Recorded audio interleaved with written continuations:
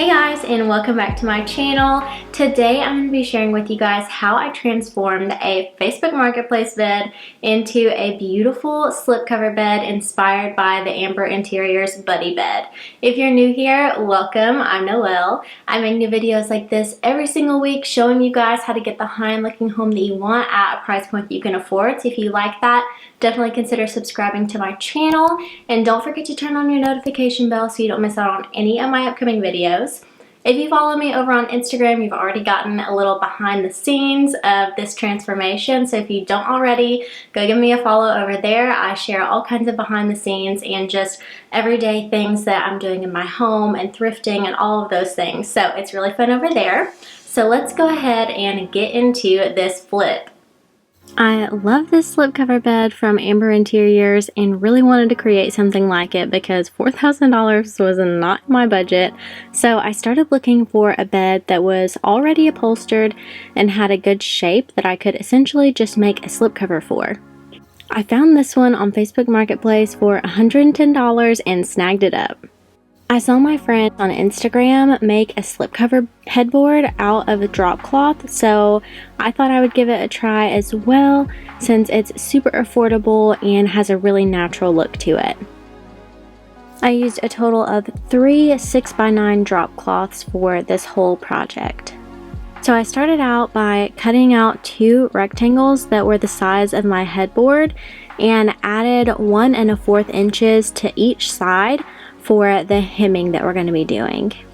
And I actually decided to use my chalk line to get a perfectly straight line since I was working with such a large piece of fabric, and it worked out really great.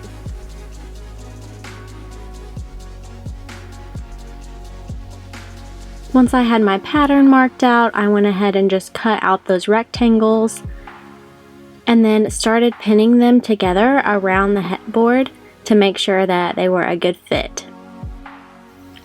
And I used a 1/2 inch seam for this hem.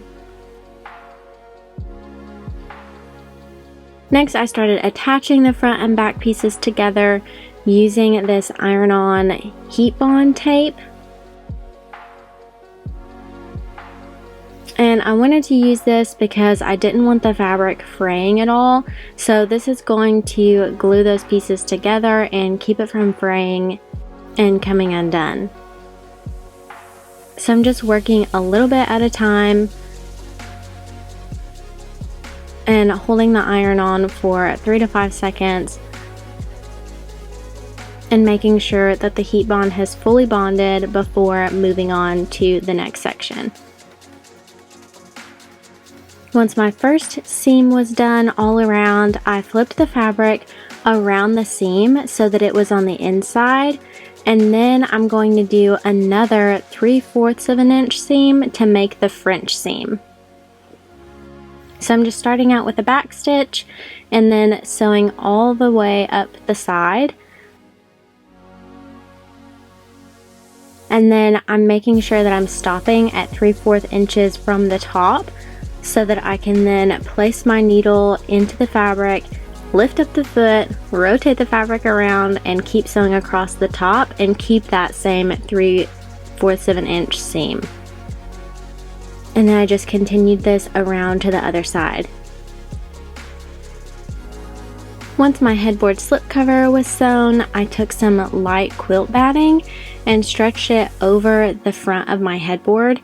This may not be necessary for your headboard if you're going to do this project, but I wanted to cover the tufted detail and make the transition to the sides a little smoother.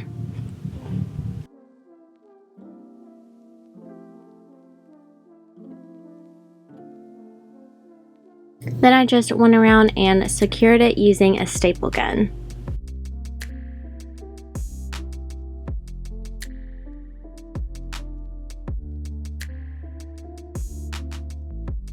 Next, it was time to see if the slipcover fit over the headboard. It definitely was snug, so I just went back and forth on either side, pulling it down a little bit at a time until I got it on.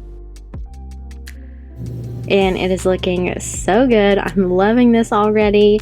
I went ahead and used a steamer to loosen the fabric so that it wasn't so tight. So whenever you steam it, it loosens it up. Next, I needed to reveal the bolts that connect to the footboard. So I just used some scissors to create a small hole, just big enough for the bolt to fit through.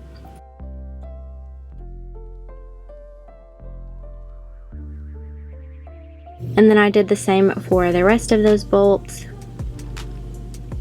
And then to make sure that these cuts don't fray, I'm just going in with some of this Fray Check and saturating the fabric with it. So if you're only recovering a headboard, you could totally stop here, but this bed came with the side rails as well as the footboard. And I also wasn't expecting the footboard to be taller than the side rails, so I had to do some trial and error with some scrap fabric. But I came up with this design to blend the pieces together seamlessly. So then I went ahead and started measuring out my pieces to the length and the width of my footboard and the side rails. Again, adding 1 1/4 inches to the footboard side pieces and then one side of the side rails. That way I would have room for the French seam down here at the corners. I'm also cutting off the hem piece of the drop cloth because it adds additional thickness to the French seam that I don't want. Then I pinned the fabric into place along the edges so that I would know how far up to sew and get a good feel for it.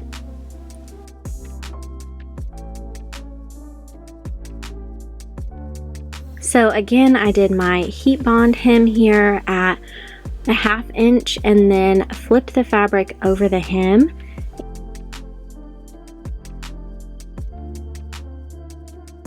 And ironed it flat so I could get a really nice clean French seam.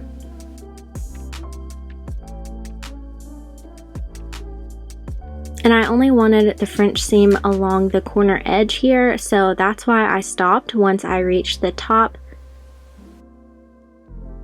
and then measured the length of the top section and did a regular seam for that little piece. If you had a footboard that was level with your side rails, you could totally just be finished attaching them together here, but this one I had to measure then how far down to sew the pieces together, and then went ahead and cut the fabric that far down so that the piece of fabric was able to fold down over the edge.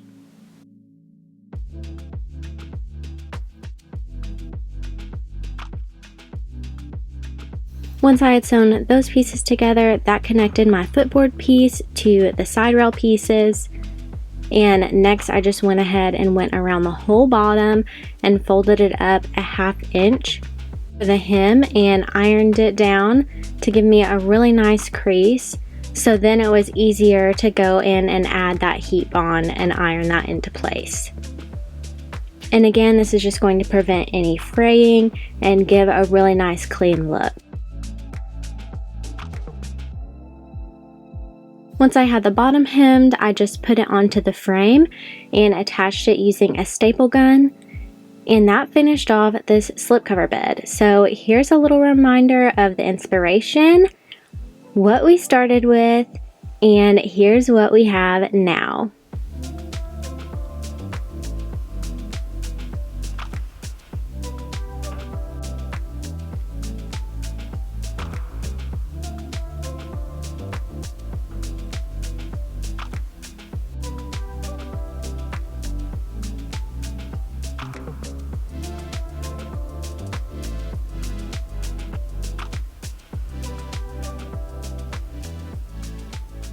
Okay guys, I hope that y'all enjoyed this video. This was definitely one of my favorite flips that I've ever done. I love it so much. If you guys like it too, make sure you give this video a big thumbs up and let me know if this is something that you guys would try to do with your bed or flip a bed or anything like that. I love hearing from you guys, and again, if you haven't already, definitely consider subscribing to my channel. I'm so thankful for every one of you here and that I have the opportunity to share these things with you every single week. So thanks for being here, and I will see you guys in my next one. Bye!